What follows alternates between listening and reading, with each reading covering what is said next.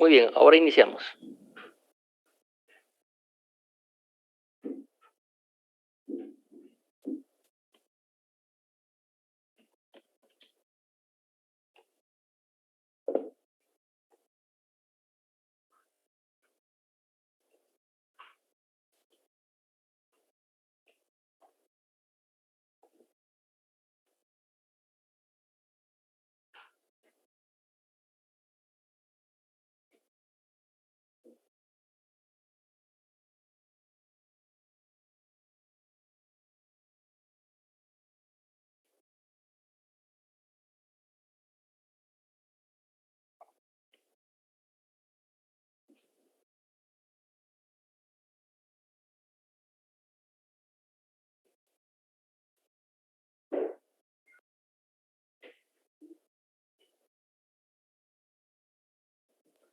Buenas noches, licenciado.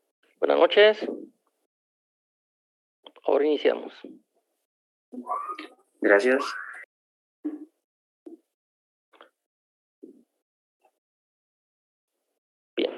Bien, buenas noches, compañeros. Vamos a iniciar entonces la clase del día de hoy. Solo pregunto si se puede apreciar bien en pantalla las diapositivas. Excelente, licenciado. Bien. Entonces, el tema del día de hoy es acerca de los recursos en materia tributaria. Nosotros hemos venido explicando, compañeros, que en materia de derecho procesal administrativo es la administración pública frente al administrado. Y administrado puede ser cualquier persona, llámese habitante del territorio nacional, otros tratadistas le llaman particular, le llaman administrado, le llaman ciudadano, etcétera. En este orden de ideas, el derecho tributario tenemos que recordar que es aquel que, entre otras cosas, regula lo relativo a la hacienda pública, es decir, al fisco. Hay que recordar que como el Estado tiene obligación de proporcionar servicios públicos, de alguna manera tiene que obtener recursos para poder pagarlos, porque recordemos que no hay nada gratis. Por ejemplo, una gran mentira que se dice es que la educación pública es gratuita. Eso es mentira. Tal vez es gratuita para el estudiante, pero alguien tiene que pagar por ese servicio de educación pública. Cuando nos digan, por ejemplo, que en tal aldea hay agua potable gratuita, eso también es mentira, porque alguien tiene que pagarlo. No hay ningún recurso que se obtenga gratis, todo se debe de pagar. Y el Estado, recordemos que es una persona jurídica por excelencia y para pagar estos servicios tiene que cobrar impuestos, tiene que cobrar tributos. Por ejemplo, la Universidad de San Carlos tiene por mandato constitucional brindar educación pública superior.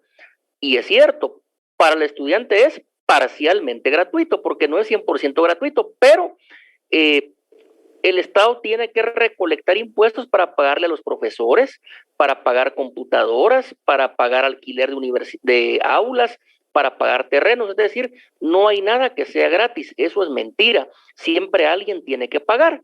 Y de ahí viene que donde todos los ciudadanos que pagamos IVA, pagamos ISR, otros pagan, por ejemplo, ISO, los que tienen algún comercio, todos los que manejamos pagamos el impuesto sobre derivados del petróleo, etcétera. Con estos tributos, con estos impuestos, es que el Estado puede brindar servicios públicos. Uno de ellos, la educación superior. Otro puede ser el servicio de salud pública, el servicio de seguridad pública, etcétera. Pero reitero, gratis no es nada. El Estado de algún lugar tiene que obtener impuestos o tributos para poder sufragar cada uno de los gastos. En ese orden de ideas, el derecho tributario se encarga de regular eso, el fisco. Cómo el Estado de Guatemala, en nuestro caso, obtiene recursos, en este caso financieros, es decir, dinero para poder brindar servicios públicos de justicia, de agua potable, de educación pública, etcétera. Entonces, eso es lo que regula el derecho tributario, porque recordemos que como abogados sabemos que no es solo así que el Estado a rajatabla obtenga impuestos. Eso en un Estado de Derecho no es así. Tal vez en una dictadura, de aquellas que lamentablemente todavía quedan algunas en nuestro continente, ahí sí, pero donde hay democracia, donde hay un Estado de Derecho, o donde por lo menos se aspira a tener un Estado de Derecho, el Estado va a obtener los tributos o los impuestos de los ciudadanos, pero lo debe de hacer siempre respetando la igualdad, respetando el debido proceso y la capacidad de pago, sobre todo eso. Entonces, aquí el derecho tributario tiene cierto enlace con lo que es nuestro derecho procesal administrativo. Hay cierta mezcla por ahí, y por ello es que la Superintendencia de Administración Tributaria en nuestro curso la vamos a conceptualizar, es decir, la vamos a pensar como parte de la administración pública, porque efectivamente lo es. Tomemos en cuenta, compañeros, que la Superintendencia de Administración Tributaria tiene un directorio, es una entidad superior, y allí, por ejemplo, está el señor ministro de Finanzas Públicas, al cual lo nombra el presidente de la República de Guatemala. Entonces, acá vamos a ver una mezcla entre derecho tributario y derecho procesal administrativo. Y aquí voy a explicar algo. Lo que sucede, compañeros, es que el derecho tributario es tan sensible que tiene cierta colindancia o cierta mezcla con otras ramas del derecho. ¿Por qué digo esto? Recordemos que, tal y como dice, hay un dicho un tanto popular o un tanto coloquial, una persona es normal hasta que se le toca la bolsa, es decir, hasta que le tocan el dinero que se ha ganado con el sudor de su frente. Allí es donde la persona ya lo piensa. Entonces, en este caso, el derecho tributario tiene eso, que al ciudadano le están tocando la bolsa. A todos nos toca la bolsa, porque lo que compramos todos los días paga IVA, y el IVA al final lo pagamos todos. Algunos pagamos ISR, otros pagan ISO, otros pagan el impuesto de los combustibles, etcétera. Pero, tal y como dijo ahí el célebre prócer de la independencia estadounidense, Benjamin Franklin, el ser humano cuando nace, dijo, solo tiene dos cosas seguras. Uno, la muerte, porque algún día todos vamos a morir. Y dos, pagar impuestos. De eso nadie se salva. Incluso tal vez ni los evasores pueden en determinado momento evadirlos, porque al final el IVA, el impuesto al valor agregado, todo lo pagamos y ni cuenta nos damos. Entonces, el derecho tributario tiene cierta mezcla con otras ramas del derecho. Por ejemplo, compañeros, hay un derecho que se llama derecho penal tributario, que es el que regula aquello de los delitos de defraudación o contrabando aduanero, etcétera. Ahora hay un juzgado especializado para conocer esa rama, que es el juzgado tributario, que está en el Ministerio de Finanzas Públicas, en ese edificio. También el derecho tributario, por ejemplo, compañeros, tiene mucha relación con el derecho constitucional, porque recordemos que únicamente en virtud de lo que la Constitución Política de la República de Guatemala regula acerca de los impuestos, el Congreso puede crear un impuesto. Si el Congreso se sale de esos lineamientos, la norma es inconstitucional, algo que ha pasado mucho en nuestro país. También el derecho tributario va a tener relación con el derecho administrativo en general, porque recordemos que SAT es una persona jurídica, es descentralizada. Ya ustedes en Derecho Administrativo 1 ya tuvieron que haber aprendido qué es la descentralización como un sistema de organización de la administración pública. Pues bien, SAT tiene personería jurídica propia, es descentralizada, y su órgano de dirección es colegiado, porque es un directorio, es decir, hay varias personas que lo integran.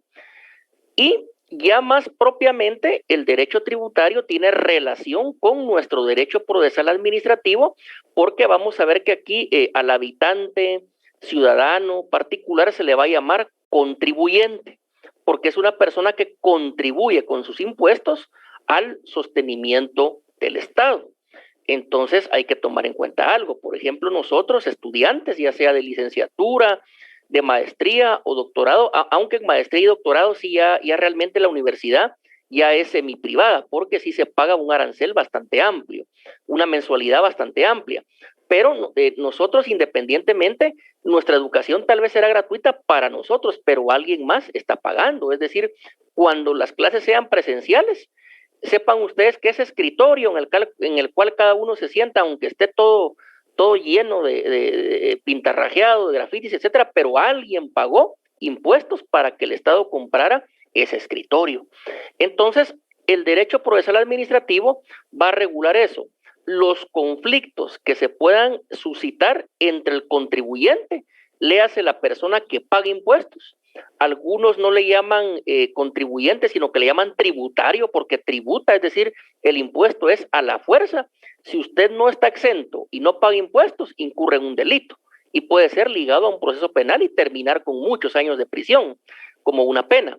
Pero en este caso va a regular aquellas relaciones entre el contribuyente y la administración pública en su categoría o en su especialidad, se podría decir, de fisco, de recolector de impuestos. En nuestro caso es sencillo porque únicamente la superintendencia de administración tributaria puede cobrar administrativamente los impuestos. Obviamente también sé, compañeros, que hay ciertos tributos que son las municipalidades las cuales lo cobran. Por ejemplo, el impuesto único sobre inmuebles YUSI, ¿verdad? Únicamente las municipalidades lo pueden cobrar. El famoso boleto de ornato, que por cierto sí está vigente, porque eso le preguntan a uno, sí está vigente, la sentencia de la CC no lo derogó.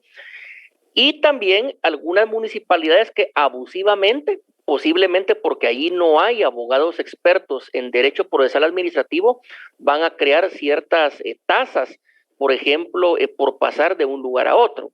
No me dejarán mentir los que han ido, por ejemplo, a pasear ahí a las playas de Monterrico, que en la carretera casi siempre hay dos policías de la municipalidad de Taxisco que lo paran a uno y le cobran un ticket por ingresar al pueblo. Eso es total y absolutamente ilegal, inconstitucional, arbitrario y fuera del orden jurídico. Una municipalidad no puede hacer eso de poner un policía parado en la carretera y cobrar el paso. Eso no se puede. Eso únicamente es cuando el Estado ha concesionado un peaje, por ejemplo, Palín-Escuintla, ahí sí, pero eso es privado. Entonces, reitero, quien cobra impuestos, en nuestro caso, la regla general es la Superintendencia de Administración Tributaria y excepcionalmente las municipalidades, pero en esa labor de cobranza, porque así se le llama técnicamente, de cobranza, que tiene la Superintendencia de Administración Tributaria, pueden haber excesos, pueden haber anomalías, ilegalidades, pueden haber arbitrariedades o pueden haber, lamentablemente, y lo digo con el debido respeto, berrinches de funcionarios o empleados públicos que se creen superior a la ley. Entonces, cuando se dan esos problemas, entra a actuar, ahí se configura el derecho procesal administrativo, pero en esta modalidad tributaria. Problemas entre el contribuyente, entre el ciudadano que paga el impuesto y la administración pública, que en este caso está representada por la Superintendencia de Administración Tributaria. Vamos a ver el chat. Ya vamos a hablar de las notas. Vamos a ver acá abajo, dice Lick, y cómo el puente que se encuentra al llegar a Iztapa, que cobra la municipalidad 20 por pasar el puente, es ilegal. Sí, es el puente Verónica Michel, que está ahí en el canal ese que da al mar. Sí, es que efectivamente, vean, ahí lo que ellos argumentan es que es como una contribución por mejoras, porque contribución por mejoras, eso sí lo puede cobrar una municipalidad, pero habría que determinar bien si ese acuerdo municipal por medio del cual se están cobrando estos 20 quetzales tiene la categoría de contribución por mejoras o bien ha sido aprobado por el Congreso de la República de Guatemala. Si no reúne alguna de esos dos supuestos, realmente, aunque es correcto, pero sería un arbitrio ilegal. Digo es correcto porque definitivamente si ese puente no lo construye el alcalde, miren compañeros, todavía en la ley de la selva, ¿verdad? Pasando en cayuco o en lancha. Entonces cobran porque obviamente el puente costó muchos millones de quetzales, pero habría que ver, la respuesta es, habría que ver ese acuerdo de creación de ese arbitrio o bien si el Congreso lo aprobó. Si no reúne esos dos supuestos es totalmente ilegal, así como es ilegal que los policías al entrar uno al pueblo le cobren un impuesto por transitar en la carretera, lo cual reitero, eso no está de conformidad con la ley. Pero entonces continuando, reitero, esto es el derecho procesal administrativo en esa relación que tiene con el derecho tributario. Acá es administración pública, lo representa la Superintendencia de Administración Tributaria SAT. El administrado sería el contribuyente, la persona, ahí sí puede ser guatemalteca o extranjera que pague impuestos. Entonces, aquí ya sabemos que en materia tributaria así es, contribuyente versus Superintendencia de Administración Tributaria SAT.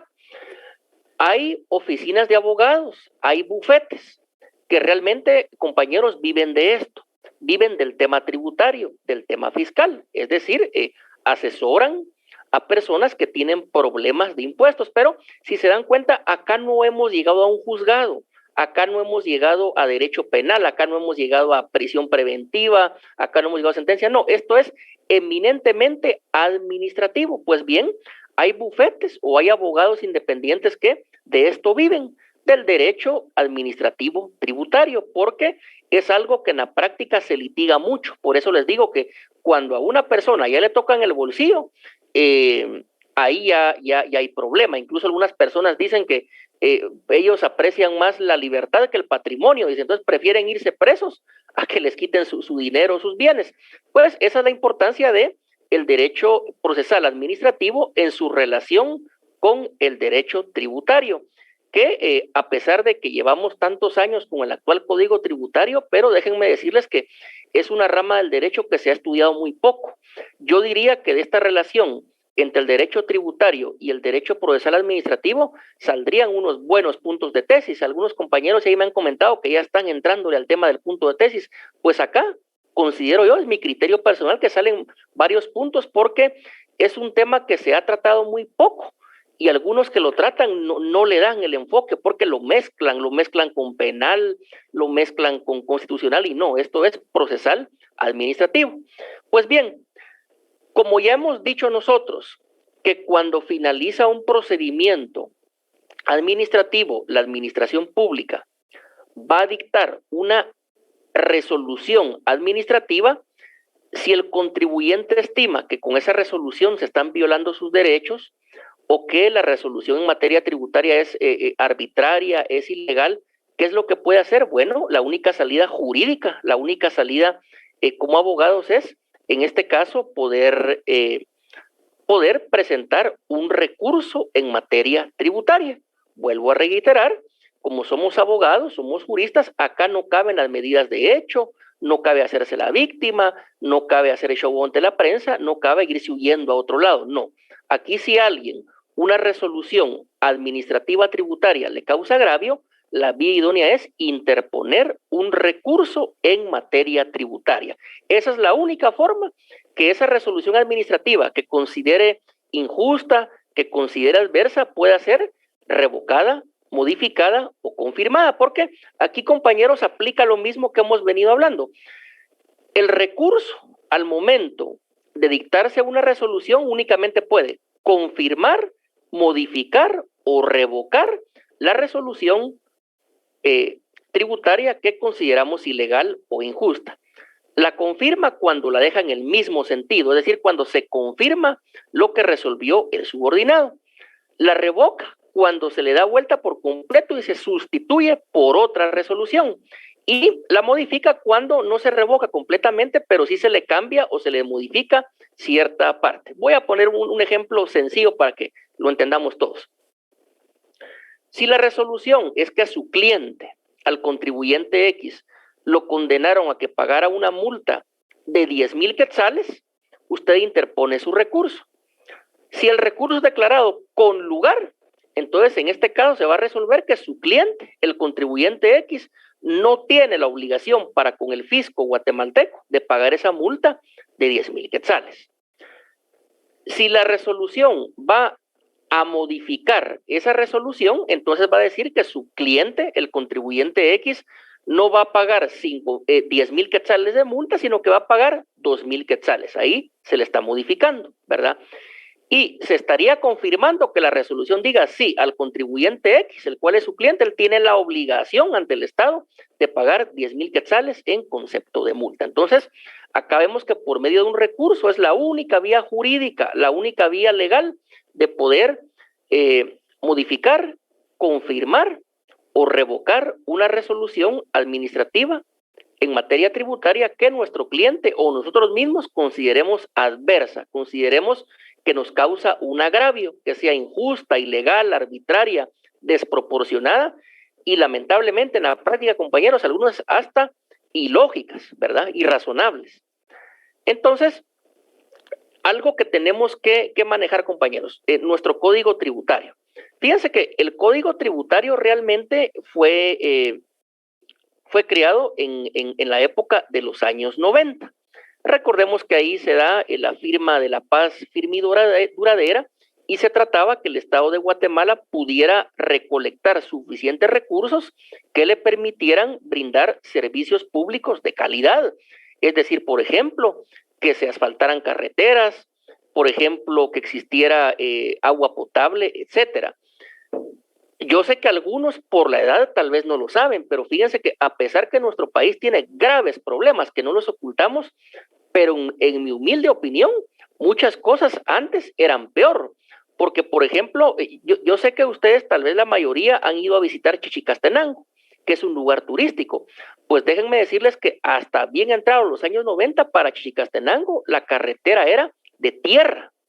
De igual manera para Petén, para ir a Tikal, eran como 10 horas en una carretera de tierra. Eso hasta posteriormente fue asfaltado, ya entrados los años 2000.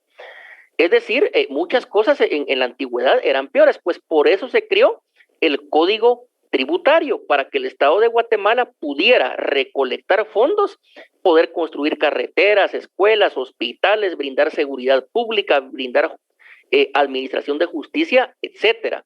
Entonces, este Código Tributario, cuando ustedes lo lean, se van a dar cuenta que todavía tiene algunas palabras o algún léxico jurídico un tanto anticuado, se podría decir todavía algunas palabras muy antiguas, pero en realidad es entendible. También la Superintendencia de Administración Tributaria tiene lo que es, en este caso, una ley orgánica que lo regula.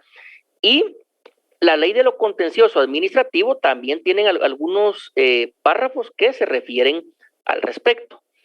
Entonces, en ese orden de ideas, el Código Tributario, en este caso, es el decreto 6-91 del Congreso de la República de Guatemala, que sufrió muchas reformas después de la firma de los acuerdos de paz firme y duradera. Solo vamos a ver por qué esto se adelantó. Bien, acá estamos. Entonces, en realidad, las leyes tributarias, vamos a ver, compañeros, que mencionan varias cosas que lo mencionan como proceso tributario, pero son procedimientos. Vamos a ver que son procedimientos administrativos. Y acá nos vamos a detener un poquito. La legislación tributaria, código tributario, etcétera, ustedes después lo pueden leer más despacio, tiene en realidad 4 procedimientos. Cuando ustedes vean en alguna de estas categorías la palabra proceso, eso quítenlo, porque ya vimos la diferencia entre proceso y entre procedimiento.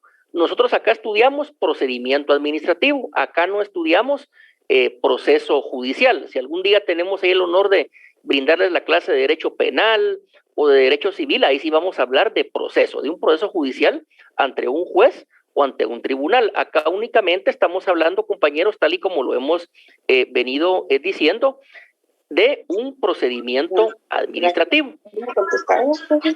Solo creo que hay un micrófono abierto, si lo apagamos, por favor. Gracias, ahí estamos. Entonces, en realidad son ejemplos de procedimientos administrativos. Y en este caso, en el Código Tributario se le denomina a esto el proceso administrativo, pero reitero, no es proceso, son procedimientos en plural. Y en ese orden de ideas hay 4 procedimientos. Cada procedimiento en ese Código Tributario está estructurado, por eso lo importante es leerlo porque tiene varios artículos, es una ley bastante amplia, compañeros. Entonces, hay 4 procedimientos. Recordemos lo que hemos venido hablando, que el procedimiento, en este caso, termina con una resolución administrativa y se va a ventilar ante la administración pública. Entonces, en este caso, el primer procedimiento es el cual inicia a solicitud del interesado.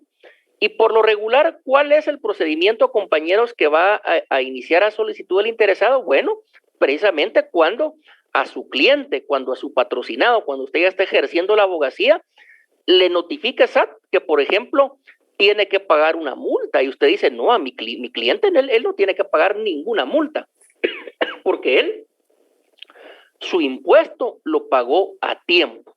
Yo aquí tengo mi formulario de Claraguate, aquí tengo mi formulario de pago y él si pagó el impuesto principal, él no tiene que pagar multa, eso es ilegal. Entonces, ¿cómo va a iniciar aquel procedimiento? A solicitud del interesado. Esta palabra interesado la podemos sustituir por contribuyente, sería a solicitud del contribuyente. Si a su cliente le notificaron que tiene que pagar una multa excesiva o que tiene que pagar multa o que le faltó pagar una parte del impuesto, cualquier cosa, o que su contribuyente tenga la obligación de ir a exhibir todos sus libros ante SAT, etcétera, en este caso el procedimiento administrativo, el procedimiento para oponernos va a ser a solicitud del interesado, es decir, el contribuyente va a presentar su memorial, su escrito y va a iniciar a su solicitud ese procedimiento administrativo. Ese, compañero, sería el primer procedimiento administrativo que regula el Código Tributario Nacional. En segundo lugar, tenemos el procedimiento administrativo tributario que va a iniciar de oficio. Entonces, ¿de oficio qué no va a iniciar? Bueno, únicamente la Superintendencia de Administración Tributaria, porque únicamente la SAT puede cobrar impuestos, nadie más lo puede hacer. A su cliente no le puede cobrar impuestos el Congreso, no le puede cobrar la policía, no le puede cobrar el MP, no, ellos tienen una competencia distinta. Acá únicamente el que puede cobrar impuestos es la Superintendencia de Administración Tributaria.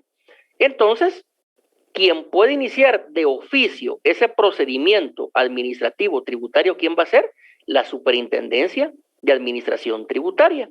¿Y cómo puede iniciar ese procedimiento? ¿Por qué causales? ¿Por qué razones? ¿Por qué motivos?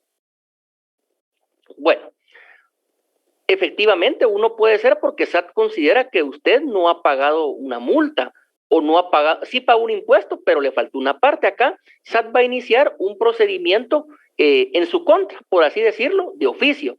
Claro está, su cliente o usted va a tener la oportunidad de defenderse, presentar pruebas de descargo, presentar sus facturas, presentar su libro de contabilidad, exhibir sus libros digitales, todo lo que podamos hacer, todo lo que podamos nosotros presentar para defender los derechos de nuestro cliente, acá se va a hacer, porque recordemos que el procedimiento tributario tiene dos principios. Uno es el derecho de defensa, otro es el derecho de audiencia, es decir, a que me escuchen, a que tomen en cuenta mis razones, a que reciban mis pruebas de descargo. Entonces, en este caso, la SAT inicia de oficio el procedimiento tributario, entre otras cosas, para exigirle a un contribuyente que pague la multa, que pague el impuesto principal, o por ejemplo, que exhiba sus facturas, que exhiba en este caso, sus documentos contables, todo aquello que un perito contador por lo regular lo va a sellar y lo va a firmar, porque para esto el perito contador sí, de determinada manera se puede decir que tiene hasta fe pública.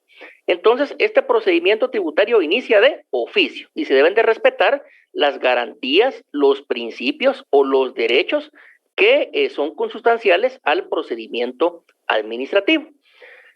La tercera clase de procedimiento tributario que está contenida en el Código Tributario, hay ciertas opiniones que dicen que no es procedimiento, pero por lo menos doctrinalmente sería aquello que se va a generar por la presentación de un recurso de revocatoria, que ya más adelante vamos a ver estos recursos. Acá lo que podemos decir que en este caso el procedimiento del recurso de revocatoria que se plantea contra autoridades subordinadas a la Superintendencia de Administración Tributaria. Entonces, acá en este recurso de revocatoria de naturaleza administrativa, procesal, tributaria, acá se va a interponer en contra de personas que tengan subordinado en la Superintendencia de Administración Tributaria, porque habrá que recordar que según esta ley orgánica de la SAT, es una institución jerarquizada. En este caso hay un directorio, hay un superintendente, hay intendentes regionales, etcétera. Y el último en la cadena de trabajo va a ser el cajero, el oficinista que nos atienda ahí todos los días en la SAT. Pero reitero, como es jerárquico, eventualmente se puede interponer un recurso de revocatoria en contra de aquellas personas que estén subordinadas. Y el cuarto procedimiento administrativo, que en este caso vamos a encontrar en nuestro Código Tributario, es el procedimiento del recurso de reposición, que se plantea contra resoluciones originarias del directorio de la SAT. Hay que recordar que en materia de administración tributaria, el órgano máximo de dirección, el órgano máximo de decisión va a ser el directorio de la Superintendencia de Administración Tributaria, que es colegiado porque lo integran varias personas. Es decir, al final del día, la autoridad máxima no es el superintendente unipersonalmente hablando. No, al final del día, la máxima autoridad, quien tiene la dirección, en este caso la alta gerencia, la alta dirección va a ser el directorio de la Superintendencia de Administración Tributaria. Pues bien, este cuarto procedimiento tributario es precisamente el que se relaciona con el recurso de reposición que se plantea contra resoluciones originarias del directorio de la SAT. Entonces, compañeros, son 4 procedimientos los que se regulan en el Código Tributario. Reitero, quizás por error legislativo se le consigna ahí como proceso tributario, pero no lo es. Lo que hay ahí son, hablando técnicamente, hablando como juristas, hablando como personas que estudian el derecho procesal administrativo, lo que allí hay son 4 procedimientos tributarios o 4 procedimientos administrativos tributarios. Y efectivamente aquí están. A solicitud del interesado, reitero que es cuando el contribuyente lo inicia. De oficio, que dijimos que es cuando lo va a iniciar lo que es la Superintendencia de Administración Tributaria como órgano de cobranza de tributos o impuestos. Y tenemos también el procedimiento que se origina por un recurso de revocatoria, que en este caso se va a plantear en contra de aquellos empleados o funcionarios que tengan un superior jerárquico, es decir, que tengan jefe. Y por último, el cuarto procedimiento tributario va a ser el de reposición, que es el que se plantea en contra, en este caso, de la autoridad máxima de la SAT, que en este caso es el directorio, el cual ya vimos que es un órgano colegiado. Entonces son 4 procedimientos en materia tributaria. Cada uno de estos procedimientos, compañeros, tiene ciertas características, tiene ciertos elementos, pero acá lo importante es que todos son procedimientos administrativos que pueden iniciar a solicitud de parte, pueden iniciar de oficio, pueden iniciar en contra de un subordinado o pueden iniciarse en contra de una resolución de la autoridad máxima de la SAT, que es la Superintendencia de Administración Tributaria. Otra característica es que son temas muy sensibles porque al contribuyente se le toca el bolsillo. Hablamos de cobro de impuestos o cobro de tributos, que técnicamente se le denomina como cobranza tributaria. Ese es el nombre, cobranza, porque viene de la palabra cobrar un impuesto o cobrar un tributo.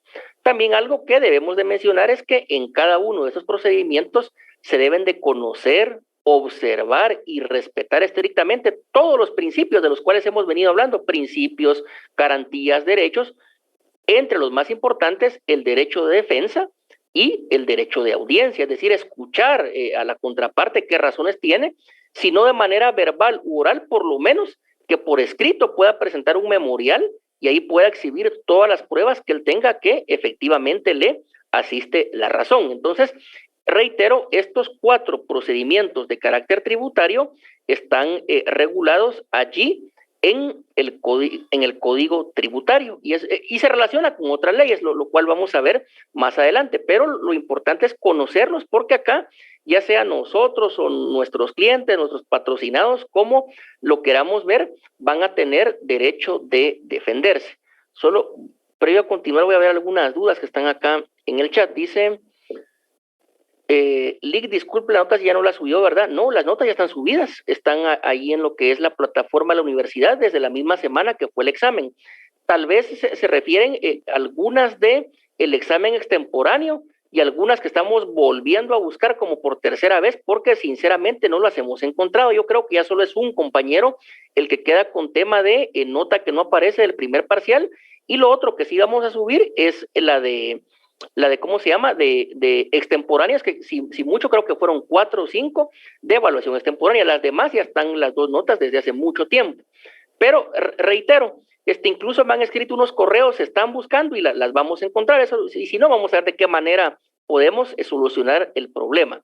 Pero reitero, en este caso únicamente es un compañero del primer parcial, y lo que sí hay que subir es de los pocos que se evaluaron en examen extemporáneo en esta oportunidad, lo cual se está revisando. Y indican posteriormente... Disculpe. Bueno, habíamos respondido lo del puente. ¿Sí? ¿Alguien pide la palabra? Buenas noches. Buenas noches. Sí, fíjese que yo le he enviado un precorreos, pero fíjese que mi nota en la que no aparece es la del segundo parcial. Y en Classroom sí aparece que se entregó. Yo hasta le mandé los screenshots de donde dice que sí fue entregado mi examen. Entonces esa era mi duda. Bueno, es la del segundo parcial. Sí, entonces me imagino que es otro el compañero que tiene el problema, que sí le aparece la del segundo y no la del primero. Acá es diferente. Pero reitero, ahora que estamos viendo el tema de los extemporáneos, vamos a volver a buscarlo para poder ingresarlas, porque sí hemos visto los correos que amablemente ahí nos ha dirigido. Bueno, lo del puente ya lo respondimos. Sí. Indican ahora LIC, y en el caso de la antigua que cobran 10 por marbete para transitar ahí. Acá también depende, porque lo que habría que ver desde el punto de vista del derecho procesal administrativo y el derecho tributario es si ese cobro del marbete está sustentado en algún acuerdo del Consejo Municipal, en qué categoría. ¿Es un arbitrio? ¿Es contribución por mejoras? ¿O qué es? Y en segundo lugar, recuérdense que la antigua Guatemala, por ser declarada Patrimonio Cultural de la Humanidad, tiene varias leyes que la regulan. Inclusive hay leyes de carácter penal, compañeros, que hablan de penas que ya no existen. Habla una, por ejemplo, de arresto mayor. Arresto mayor no existe en el Código Penal, ¿verdad? Pero podría ser que también ese sea el fundamento, alguna ley específica que regule lo relativo a la antigua Guatemala como patrimonio cultural de la nación y de la humanidad. Ahora bien, si no hay un fundamento en estas leyes especiales que regulan a la antigua Guatemala como monumento histórico, o bien algún acuerdo municipal que lo regule como contribución por mejoras o como arbitrio, en este caso sí, esos marbetes serían ilegales totalmente. Vamos a ver, igual para Semuc Champey, efectivamente también hay cobros ahí. Indica Juan Luis Lic, disculpe. ¿Para el examen final examinará todo el contenido? No. Para el examen final estudiaremos únicamente de la clase anterior hasta donde avancemos. Esa es la respuesta. Y obviamente también previamente, tal y como lo hemos hecho en las oportunidades anteriores, se van a subir las diapositivas a la plataforma Classroom para que ustedes las puedan estudiar y analizar. Y también la instrucción es que el examen va a venir exactamente de lo que hemos hablado acá en la clase. De eso es de lo que va a venir, y por eso la importancia que cada quien pueda escuchar y captar lo que se hable aquí en las clases. Indican, y el del primer parcial es Diego del Cid. Efectivamente, debe ser la persona que estamos buscando ahí el tema de las notas. Bien, creo que entonces acá ya no hay más preguntas. Entonces, de lo que hemos hablado hasta aquí, del tema en concreto, ¿tendrán alguna pregunta para formularla verbalmente? Lo pueden hacer en este momento, compañeros.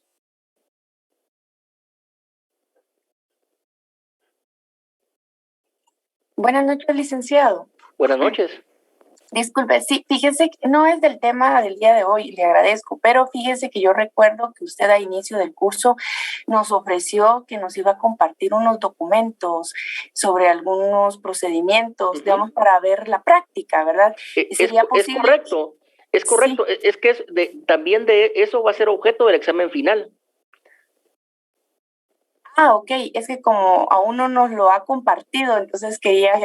es que vean pues, si se dan cuenta, hasta aquí todo lo que hemos tratado ha sido eminentemente administrativo.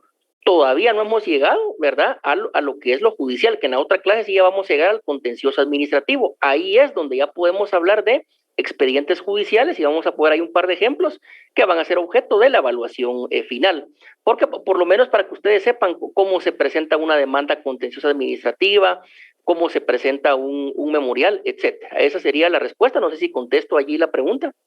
Sí, claro, no, yo para no perder esa oportunidad que usted nos ofreció de esos documentos, esos expedientes, ¿verdad? Ah, bueno, entonces todavía falta. Excelente, perdón entonces por adelantarme, muy amable. No, a sus órdenes. Bien, ¿alguna otra pregunta del tema, compañeros? No, bien, entonces vamos a continuar. Entonces ya vimos que en síntesis son 4 procedimientos administrativos en materia tributaria y que acá es donde hay una relación entre lo que es el derecho procesal administrativo y lo que es el derecho tributario. También vimos nosotros que como consecuencia de una resolución administrativa tributaria podemos interponer recursos administrativos en materia tributaria. Y en este caso ya propiamente dicho, los recursos van a ser estos. Hay un recurso de revocatoria tributario y también vamos a ver que hay un recurso de reposición en materia tributaria. Es parecido a lo que hemos venido hablando nosotros con anterioridad. En este caso, el recurso de revocatoria, lo que la ley dice, así en términos generales, es recurso de revocatoria, como lo hemos venido viendo hasta este momento, pero le ponemos allí ese apellido de tributario, porque es lo que tiene que ver con tributos, con pago de impuestos. Entonces es recurso de revocatoria tributario. También está lo que es el recurso de reposición, ¿verdad? Pero también a este le vamos, acá no alcanzó la diapositiva, pero también le vamos a poner el apellido de recurso de reposición en materia tributaria. Y acá hay que mencionar algo. En términos generales, algo que le es común a los dos recursos. En primer lugar, recordemos que estos son medios de impugnación.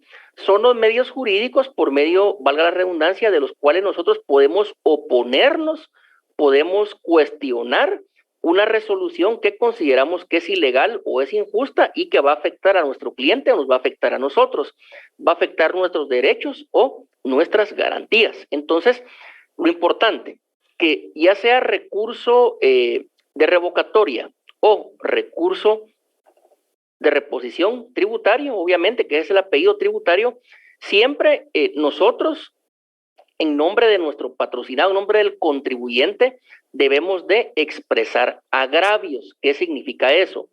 Un agravio, después ustedes lo usan en el diccionario, es un mal, es un mal que se nos ocasiona. Un agravio es una ilegalidad que se comete en nuestra contra. Un agravio es una violación de nuestros derechos o de nuestras garantías. En pocas palabras, el agravio es el daño que nos provoca una resolución administrativa. Por ejemplo, si la resolución que le notifican a su cliente dice: señor contribuyente X, usted tiene que pagar 0 impuestos, ahí no hay agravio, porque esa resolución no le causa ningún daño. Pero si dice: señor contribuyente X, SAT le notifica solemnemente por este medio que usted debe $500,000 en concepto de IVA y ya debe 100,000 quetzales en concepto de multa. Bueno, ahí sí puede ser que a nuestro cliente se le esté causando un agravio. Reitero, un agravio es un daño, es una injusticia, es una arbitrariedad. Un daño es aquel mal que jurídicamente se le está provocando, en este caso, a un contribuyente, a un administrado. Entonces, el recurso, el memorial o el escrito que nosotros presentemos, lo primero que debe contener es los agravios. ¿Por qué hay un agravio? ¿De qué manera esta resolución que se dictó afecta los derechos de nuestro cliente? ¿Y qué derecho afecta? Afecta el derecho de defensa, afecta el tema de la capacidad de pago, afecta el principio de reserva legal en materia tributaria. ¿Cuál es el derecho o la garantía que se está afectando? También debemos de demostrar el agravio, de qué manera afecta directamente a nuestro patrocinado contribuyente. Si no expresamos agravios, en este caso el recurso va a ser declarado sin lugar, porque quien resuelva va a decir: bueno, presentaron un bonito memorial, un bonito escrito, pero no dice cuál es el agravio, cuál es el problema.